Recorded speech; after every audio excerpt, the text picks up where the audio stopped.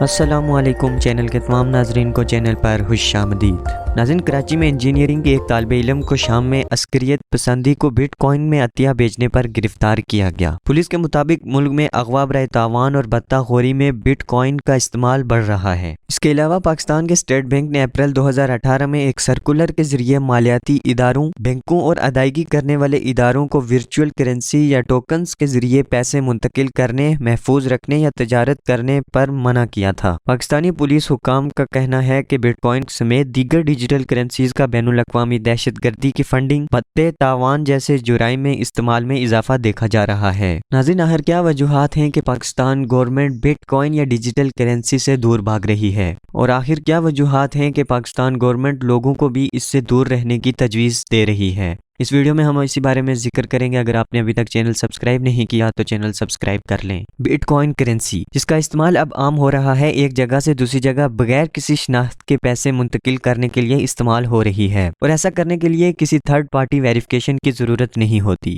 پاکستان نے حال میں ہی فائنینشیل ایکشن ٹاسک فورس کے معین کردہ اہداف کو پورا کرنے کے لیے اقدامات اٹھائے ہیں۔ چونکہ ٹیرر فنڈنگ کو نہ روکنے کے الزام میں پاکستان کو 2018 میں گرے لسٹ پر ڈالا گیا تھا۔ FATF نے پاکستان کو فروری 2021 تک بین الاقوامی طور پر منطقہ ایکشن پلان پر عمل کرنے کا وقت دیا تھا۔ جہاں پاکستان غیر قانونی فنڈنگ کے خلاف اقدامات اٹھا رہا ہے، وہیں بٹ کوائن کے جرائم میں استعمال کا رجحان دیکھا جا رہا ہے۔ یہی کچھ وجوہات ہیں کہ پاکستان اپنے آپ کو بٹ کوائن سے دور رکھنے میں ہی بہتری سمجھ رہا ہے۔ ناظرین، یونائیٹڈ نیشن کی ایک رپورٹ میں انکشاف کیا گیا ہے کہ شمالی کوریا نے پابندیوں کا شکار اپنے جوہری اور بیلسٹک میزائل پروگرام کو آگے بڑھانے کے لیے حالیہ مہینوں میں سائبر حملوں کے ذریعے $300 ملین کی کرپٹو کرنسی چرائی ہے۔ خبر رساں ادارے کے مطابق شمالی کوریا پر پابندیوں کی نگرانی کرنے کے لیے ماہرین کے پینل کی جانب سے تیار کی جانے والی رپورٹ تاحال خفیہ ہے، اور اس میں بتایا گیا ہے کہ گزشتہ 2 برسوں میں پیونگ یانگ کی جانب سے چرائے گئے ورچوئل اثاثوں کی مالیت $316 ملین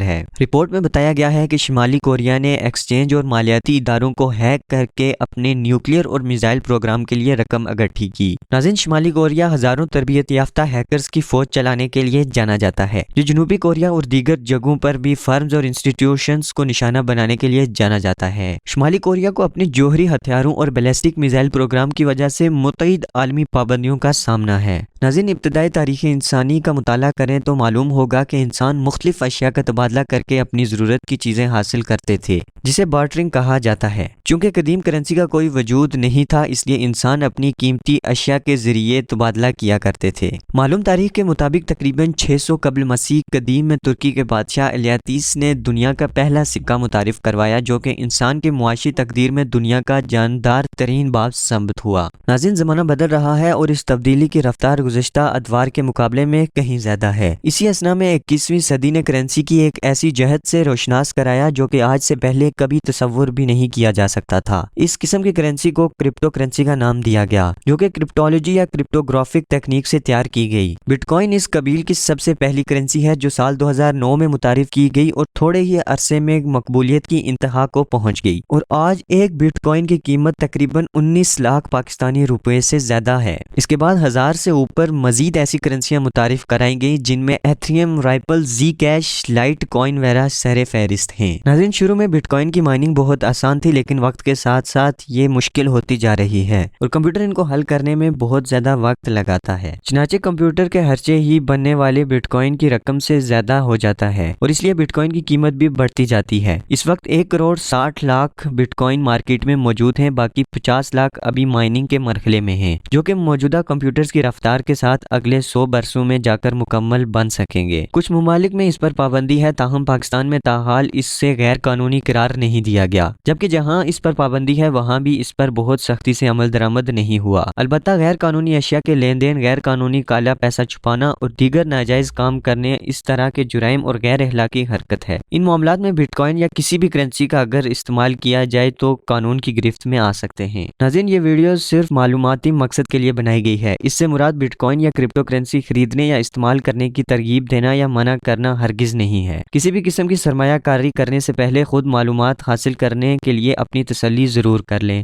ناظرین، اگر آپ کو ویڈیو پسند آئی تو چینل سبسکرائب کر لیں۔